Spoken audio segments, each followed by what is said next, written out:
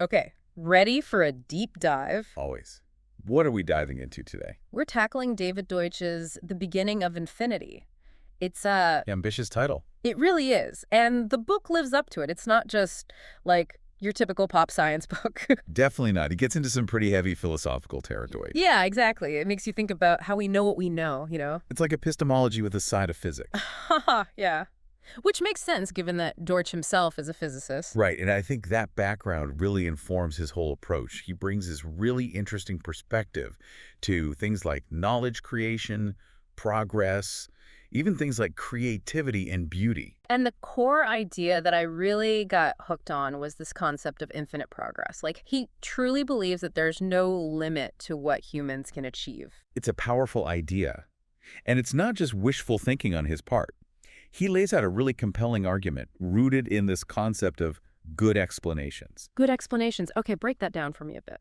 So Deutsch argues that good explanations aren't just about explaining what we already know. They have this predictive power. They can point us towards new discoveries, new technologies, entirely new fields of knowledge that we can't even imagine yet. So it's like each good explanation is like a springboard to even more knowledge. Exactly. And because of this, he argues that progress itself has no inherent limit. Every problem we encounter is ultimately solvable. We might not have the answers right now, but the potential for those answers exists. That's a really optimistic way to look at the world. And it makes me think about how he tackles some of the common misconceptions that can hold us back.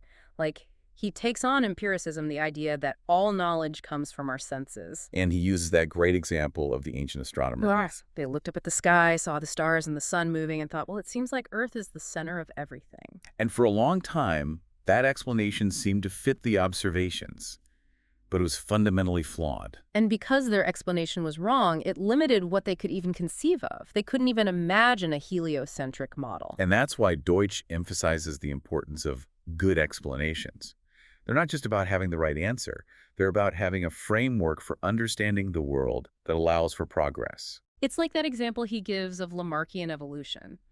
The idea that giraffes stretched their necks to reach leaves and then passed those longer necks onto their offspring. Right, the classic giraffe example. But we know now, thanks to Darwin, that evolution doesn't work that way. You don't inherit acquired traits. Exactly. And that's another example of how clinging to an inaccurate explanation can really hinder scientific progress. And it's not just about science, right? I mean, think about how this applies to your own life. What if we approached our problems, our challenges, with the assumption that solutions exist even if we can't see them yet? It's a powerful shift in perspective, Yeah. and it gets to the heart of Deutsch's argument. And so we've got good explanations as essential for this progress. But what makes that infinite progress possible? How do we actually get there? Well, Deutsch points to what he calls the jump to universality as a key turning point in human history. Okay, the jump to universality. Sounds intriguing, but I'm drawing a blank. Think about inventions like the alphabet or the positional system in mathematics. These weren't just about simplification. They unlocked a new level of expressive power. Instead of needing a new symbol for every word, we get the alphabet, and suddenly we can create an infinite number of words and express so many more ideas. Precisely. And Deutsch argues that this principle of universality isn't limited to language or math.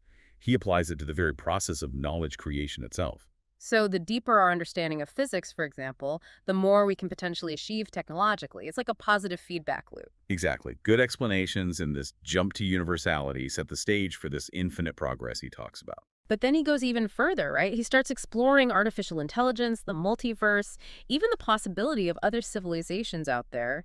It's getting deep. That's where things get really interesting. Yeah, Deutsch doesn't hold back.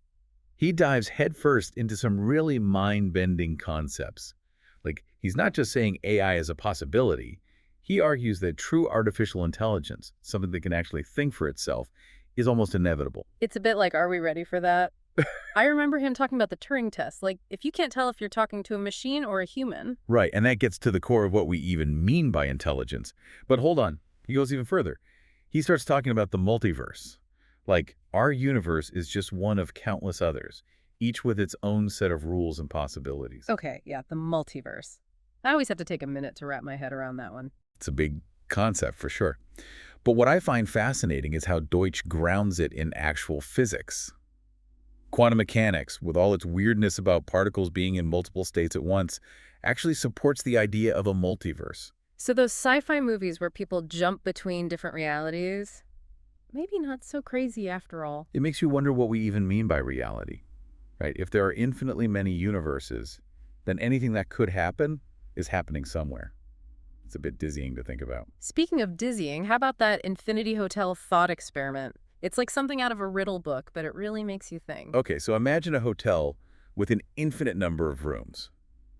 Even if every room is full, you can still accommodate an infinite number of new guests. Wait, how? It seems impossible, right? Mm-hmm. But it illustrates how our intuition about numbers breaks down when you start talking about infinity.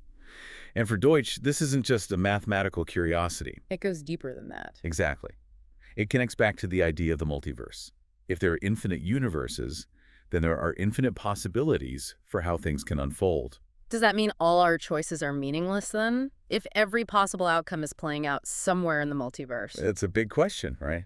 It gets into free will, determinism, but it shows how Deutsch isn't afraid to tackle these huge philosophical questions alongside the scientific concepts. And he doesn't stop at the multiverse either. He even tackles the nature of beauty, which, I'll admit, I thought was an interesting choice. It's unexpected, right? And some people might find his take on it controversial. He argues that beauty, true beauty, isn't just subjective, it's objective. I always thought beauty was in the eye of the beholder. How does he explain that? He makes a distinction between what he calls parochial beauty, which is tied to personal taste or cultural norms, and objective beauty. So liking a certain style of music would be an example of parochial beauty. Exactly. But then there's a deeper kind of beauty, the kind you might experience when you grasp a profound mathematical truth or understand a fundamental law of physics. That sense of awe, that feeling of elegance and universality, that's objective beauty, he says. So the beauty of a specific song might be parochial, while the beauty of the mathematical principles behind music itself would be more objective. That's the idea. He's saying there's a level of beauty tied to the underlying explanations themselves. It's like those aha moments when you suddenly understand something and it just clicks. There's a kind of beauty in that clarity. Right. And that kind of beauty isn't limited to science. You can find it in art, in music, in literature. Yeah. Anywhere there's an attempt to express something true about the human experience. So it goes back to those universal truths that connect us. And it brings us back to that optimism that underpins so much of Deutsch's thinking. This journey of discovery, this beginning of infinity. It should fill us with a sense of hope. Not because everything is easy, but because we have the capacity for infinite progress. And it's not just about the destination, right? It's about that constant exploration, that striving for knowledge. And recognizing that we're not passive passengers in this universe. We're active participants. We have the power to shape our own destinies. But to do that effectively, we need to be really good critical thinkers. What does that even look like in everyday life? How can someone listening to this actually apply that idea? It starts with questioning everything, not in a cynical way, but with genuine curiosity. Why do we believe what we believe? What are the assumptions behind our explanations? So always be questioning our own perspectives, being open to the possibility that we might be wrong. Exactly. And being willing to change our minds when we encounter better explanations.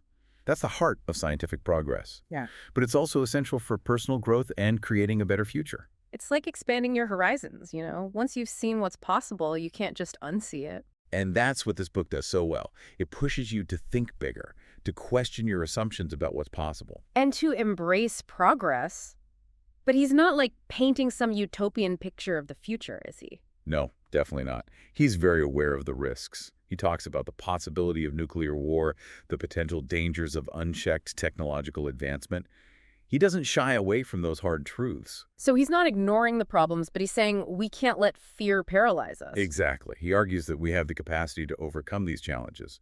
The key is to prioritize knowledge, to keep seeking those good explanations that give us a deeper understanding of the world. Because with better understanding comes the ability to make better choices, right? That's the idea. Right. It's about trusting in human ingenuity, in our ability to solve problems and create solutions. It's not about blindly believing that everything will be fine. It's about having faith in our own abilities. And that gets back to his argument for optimism. Right. It's not naive. It's rooted in this belief that we have the potential to shape our own destiny. To choose the kind of future we want. Exactly. And that's a powerful message, isn't it? It means we're not just along for the ride. We have a say in how this story unfolds, And that connects back to those memes he talks about, how ideas can spread and influence our culture, kind of like genes. and that we have a choice in which memes we spread. Do we amplify the ones that encourage critical thinking, or the ones that promote dogma and stifle progress? It's about being mindful of the information we consume, the ideas we share, the conversations we engage in. Because those things have real-world consequences. They shape the world around us. So as we wrap up our deep dive into the beginning of infinity, I think that's a good takeaway, right? We are not passive observers. We're active participants. And the choices we make, the knowledge we pursue, the way we engage with the world, it all matters. It's a call to action, really, to keep asking those big questions, to never stop learning, and to embrace the infinite possibilities that lie ahead. Because the journey of discovery never truly ends, does it? Not if we don't let it.